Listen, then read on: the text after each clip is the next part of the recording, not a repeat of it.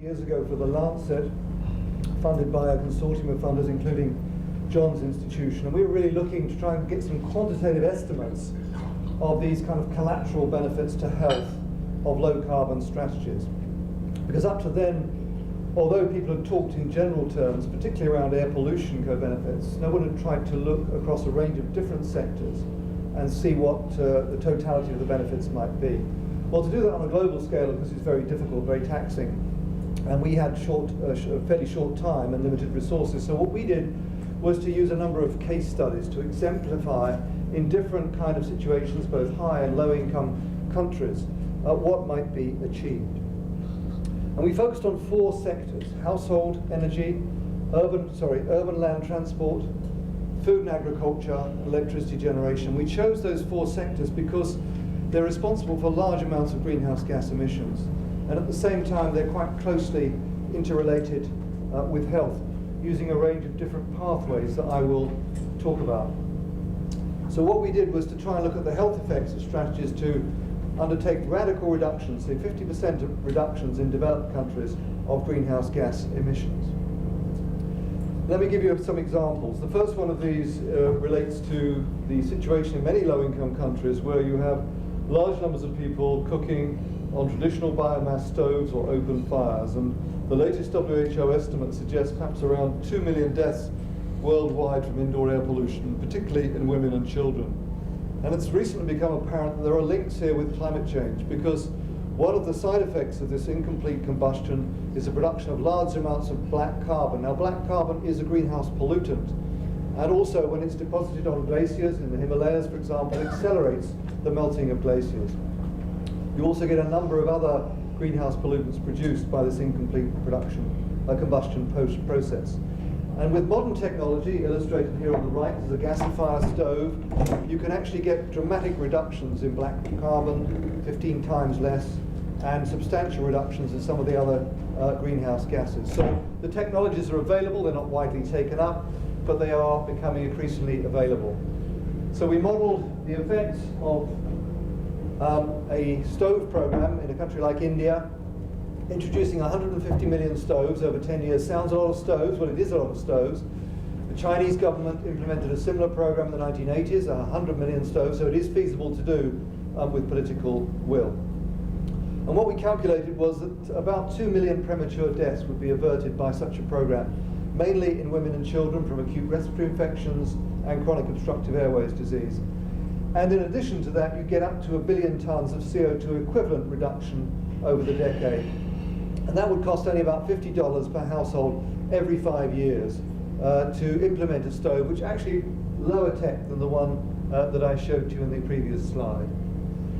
We also showed that in high-income countries you could also get benefits in the housing sector, maybe not as great, but because of the inefficient housing in many countries, including my own, you can actually get substantial benefits in terms of heating and also to a lesser extent indoor air pollution. But moving on to the transport sector, this slide just shows you the projected forward emissions from transport between 1970 and 2050.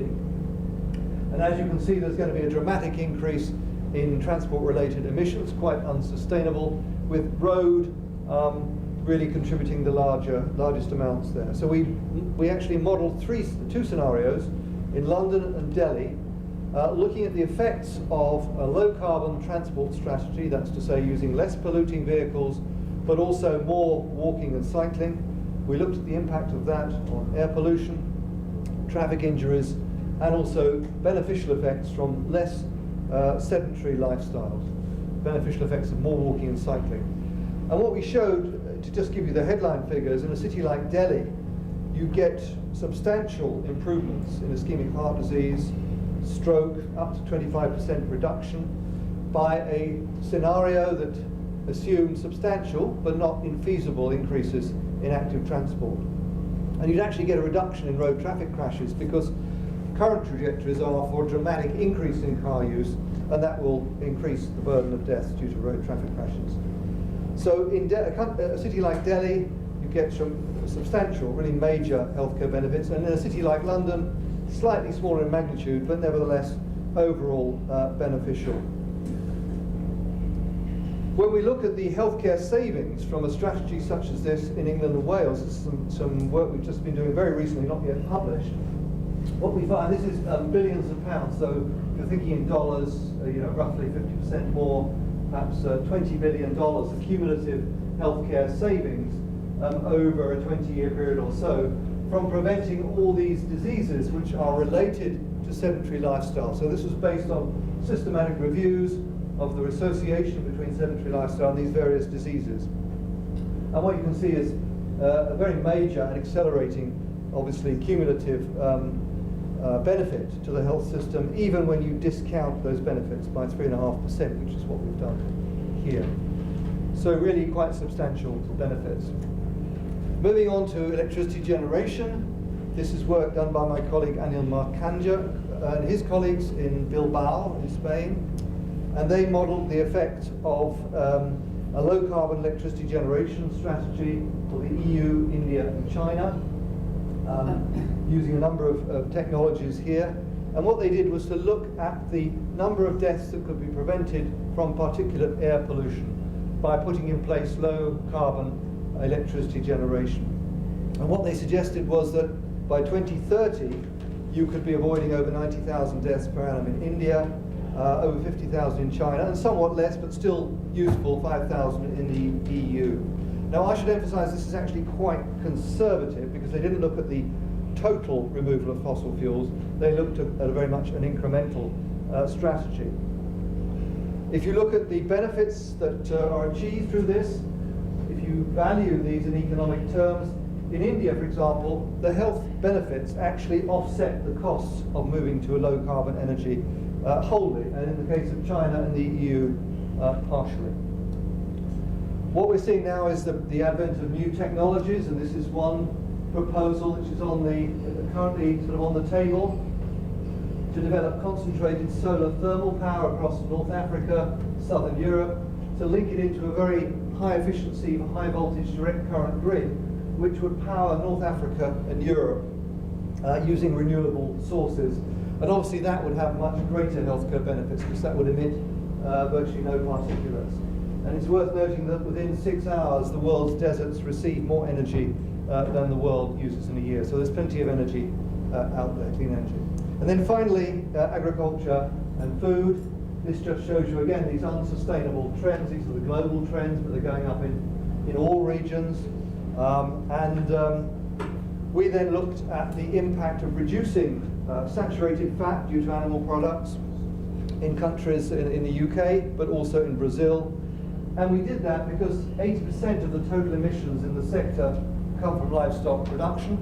About 10 to 12% of greenhouse gas emissions worldwide are from food and agriculture, and up to another 18%, 17-18% if you include land use change and deforestation. So you can't ignore it.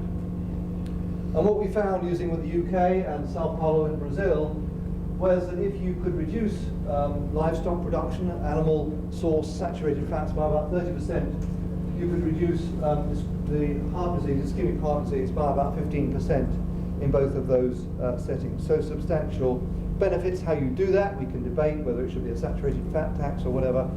It's a matter of debate. And then finally, just to say that the health system itself is quite a major emitter of greenhouse gases, perhaps 8 to 10% of in the UK.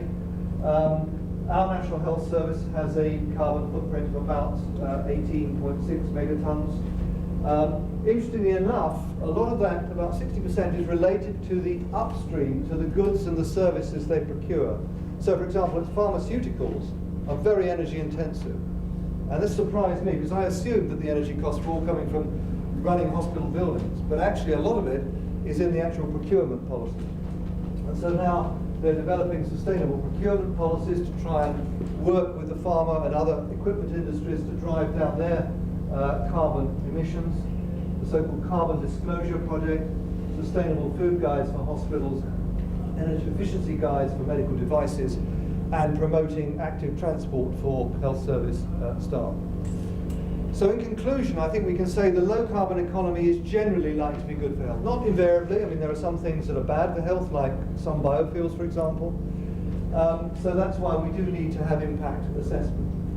The co-benefits can offset the costs, and they're additional, of course, to the benefits from reducing climate change. And I would go so far as to say, unless we address some of these root causes, we will not fundamentally be able to tackle the NCD epidemic. So the two things are inextricably linked.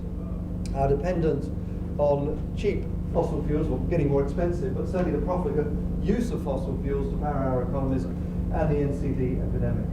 And I would just conclude by saying that I think health professionals, of course, have a very important role in promoting the low-carbon society by demonstrating the benefits that can occur for a whole range of different health outcomes that we're struggling to treat through hospitals and primary care. Thank you very much.